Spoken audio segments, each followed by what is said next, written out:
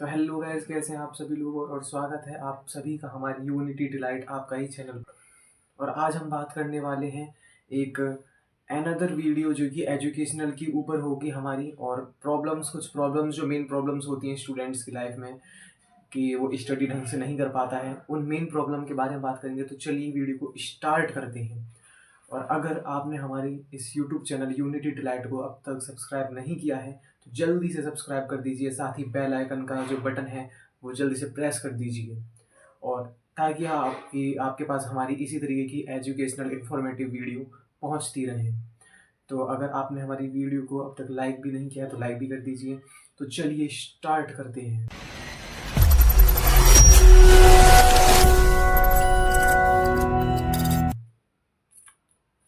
तो गाइज, जैसे कि मैंने आपको बताया कि हम कुछ एजुकेशनल प्रॉब्लम्स के बारे में बात करेंगे, तो जो हम ऐसी 8 प्रॉब्लम्स के बारे में बात करेंगे। तो जो सबसे फर्स्ट नंबर पे जो प्रॉब्लम आती है, सभी स्टूडेंट्स की लाइफ में कॉमन हो जाती है, वो ये होती है फॉरगेट की प्रॉब्लम, फॉरगेटिंग की प्रॉब्लम। तो फॉरगेट की प्रॉब्लम होती क्या है, तो सुनिए ध्यान से, बने रहिए। आपको वीडियो एंडिंग तक देखनी है। अगर आपने एंडिंग तक नहीं देखी तो आपको ढंग से कुछ वीडियो समझ में नहीं आ पाएगी। तो फॉरगेटिंग का मतलब क्या होता है, भूलना। आपने देखा होगा कि जैसे कि आजकल बहुत सारे बच्चों में कॉमन होता जा रहा है कि याद तो कर लेते हैं पर वो भूल जाते हैं उस चीज़ को। पेपर आते हैं तो उस पेपर की तरफ देखते हैं, अरे यार क्या लिखूंगा, पूरा पेपर मैं भूल गया, अच्छा कहाँ से याद करके आया था।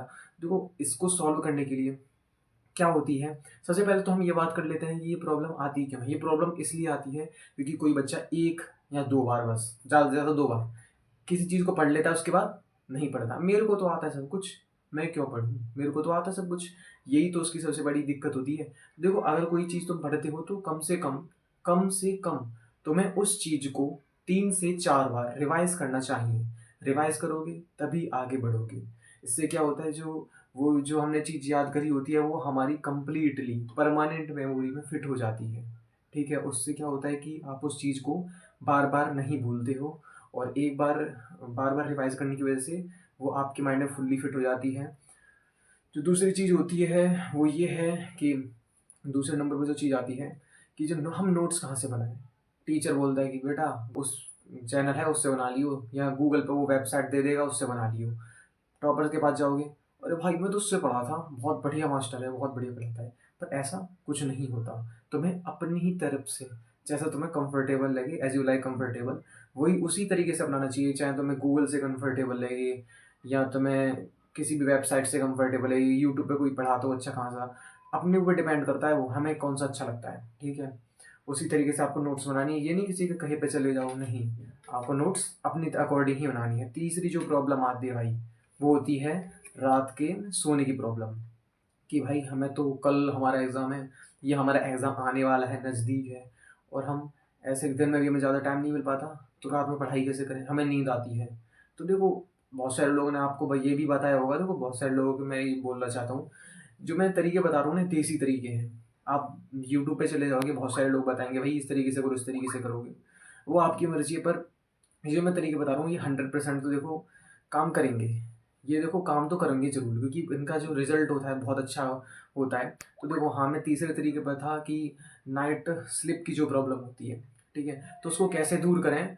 उसको दूर करने के लिए तो देखो, बहुत सारे लोगों ने आपको बताया होगा कि रात को चाय वाय पी सकते हैं हम, कॉफ़ी भी ले सकते हैं साथ में, पर ज़्यादा अमाउंट में नहीं, क्योंकि अगर ज़्यादा आप लोगे तो उसकी आपको शरीर में नुकसान भी कर सकती है, यहाँ तक कि लत भी लग सकती है। तो इसको आप करने के लिए आप क्या करते हो, आँख धोते हो। देखो, आँख धोने की एक चीज़ बता दे रहा हूँ कि बहुत सारे लोग होते हैं, मैंने भी देखा है कि वो बार-बार आँख धोते हैं, कम से कम 4 से 5 बार आँख धो देते हैं। बहुत ज़्यादा नुकसान करता है। हमारी आँख में एक्चुअली में एक फ्लूइड होता है, जो कि फ्लूइड धुल जाता है तो आँख का जो लेंस होता है और जो फोकस होता है वो डैमेज होने की प्रॉब्लम हो सकती है। तो जो गाइस, जो चौथी प्रॉब्लम है, बोल सकते हैं फोर्थ प्रॉब्लम है, वो किसकी, हेडेक की प्रॉब्लम। बहुत सारे लोगों को सिर में दर्द होने लग जाता है पढ़ने के नाम पर। लोग सोचते हैं, पेरेंट्स या टीचर सोचते हैं, अरे पढ़ने के नाम पर सिर में दर्द होता है। तो देखो, उसको दूर कैसे करें। उसको दूर करने के लिए मेडिटेशन बहुत ज़्यादा इंपॉर्टेंट है, जो कि आई पेन और हेडेक दोनों के काम में आता है। मेडिटेशन से क्या होता है कि आपकी जो स्टडी परफॉर्मेंस है, या जो तुम्हारी लक्ष्य की परफॉर्मेंस है, स्टडी की कैपेसिटी है, वो और ज़्यादा इम्प्रूव हो जाती है, बूस्ट हो जाती है, कह सकते हैं। ठीक है, तो हेडेक की प्रॉब्लम करने के लिए, दूर करने के लिए मेडिटेशन मैं बताऊंगा, एंडिंग में बताऊंगा वीडियो के। कि मेडिटेशन किस तरीके से करना चाहिए, राइट वे क्या है मेडिटेशन का। एक होती है आई प्रॉब्लम। आई प्रॉब्लम के बारे में मैंने बात करी थी अभी कि हमें आई को, हाँ मैं आई के लिए आपको एक एक्सरसाइज बता देता हूँ। वैसे तो आपने ये देखा होगा कि आई के लिए मैं आपको एक्सरसाइज बता देता हूँ। वैसे तो आपने देखा होगा कि जो आई प्रॉब्लम होती है वो कभी भी क्योर नहीं हो सकती। ओनली उसके लिए या तो कॉनकेव या कॉन्वेक्स का जैसे भी आपको प्रॉब्लम है लेंस पहनना पड़ेगा। पर मैं आपको एक्सरसाइज बता देता हूँ। जैसे कि ये मेरी उंगली है, इस तरीके से मैं इसको देखूँ, सुबह से उठ के करनी है आपको एक्सरसाइज। ये मेरी फिंगर है एंड इस तरीके से I require to focus on this, मुझे इसी तरफ देखना है और ये इधर की तरफ जाएगी, मैं इसी तरीके से देखना है, नीचे down and upward and I will, इस तरीके से मुझे इसकी तरफ देखते रहना है। और एक ये एक्सरसाइज होगी, आपको ये एक्सरसाइज कम से कम 10 बार तो करनी ही करनी है। दूसरी एक्सरसाइज मैं आपको बता देता हूँ। इस तरीके से ये है मेरी कम से कम 10 सेंटीमीटर की दूरी पर रखनी है और इसको देखना है, और जो बाहर की तरफ कोई चीज़ रखी है जैसे कि 10 मीटर की दूरी पर, उसको देखना है। इसको हम आई पुशअप्स भी कह सकते हैं। इसको फिर उसको, इसको फिर उसको, इसको भी आपको कम से कम 10 बार तो करना ही करना है।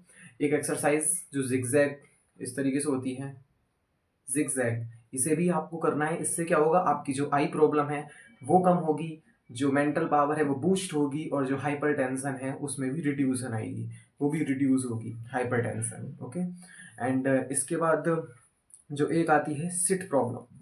सिट प्रॉब्लम क्या होती है, बैठने की प्रॉब्लम। हम बैठ जाते हैं स्टडी करने पर, हम पर बैठा नहीं जाता, हमको बैठा नहीं जाता। क्यों नहीं बैठा जाता बहुत देर तक स्टडी करने, क्योंकि हम बहुत, इसके पीछे के कुछ रीज़न होते हैं। जैसे कि हम ब्रेक नहीं लेते स्टडी के बीच में। हमें क्या करना चाहिए, हम स्टडी कर रहे हैं, ब्रेक लेना चाहिए सबसे पहले। जैसे कि अगर आपको ये स्टडी के ब्रेक के बारे में नहीं पता था, तो देखो सबसे पहले आप नए नए हैं तो स्टडी कर रहे हैं जैसे कि आधे घंटे की, तो उसके बीच में आप लीजिए लगभग 10 मिनट का ब्रेक। 10 मिनट में यूँ नहीं आप मोबाइल में गेम चलाने लग गए या कुछ खेलने लग गई मोबाइल में, ऐसा नहीं करना आपको।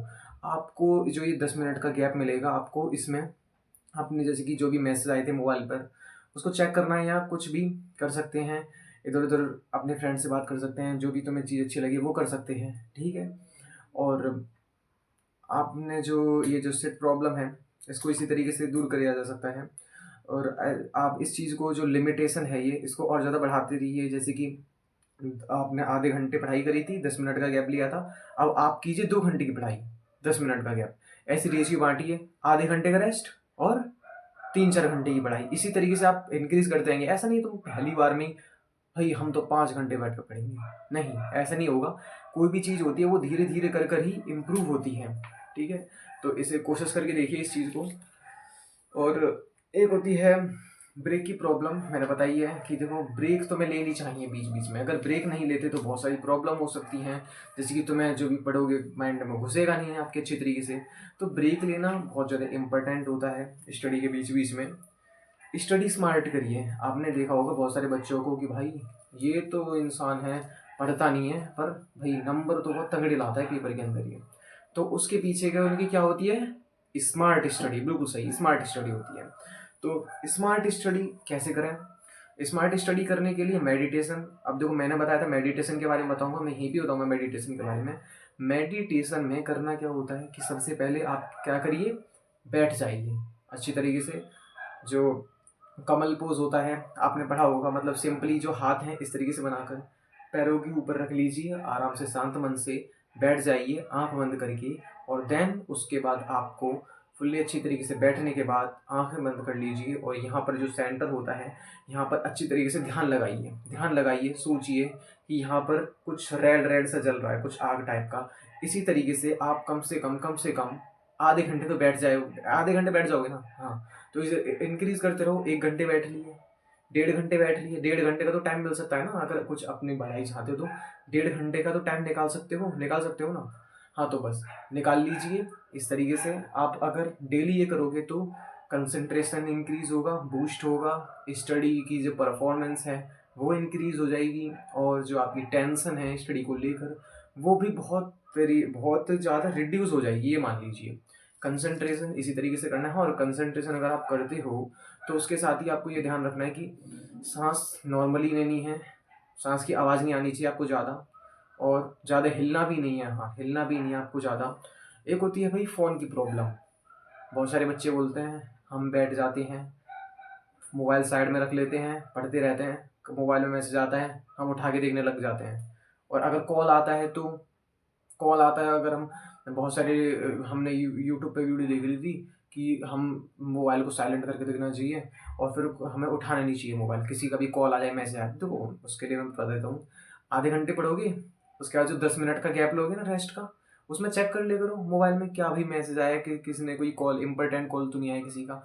इसी तरीके से अगर आप इंपॉर्टेंट तरीके से पढ़ाई करोगे तो आप आगे बढ़ पाओगे। नहीं तो अगर आपने ऐसे ही हल्के में लेके पढ़ाई तो ऐसे नहीं कर पाओगे। देखो मैंने आपको 8 प्रॉब्लम के बारे में बताया, ये होगी आपकी 8 प्रॉब्लम। इसके बारे में मैंने बताया कौन कौन सी, रिकॉल करवा देता हूँ एक बार, ठीक है। एक है भाई फोरगेट की प्रॉब्लम, आप भूल जाते हो, मैं पढ़ता हूँ, उसके बारे में मैंने बताया था आपको किस तरीके से करना है। फोरगेट करना है तो रिवाइज करना है, फोरगेट रिवाइज करना है बार बार।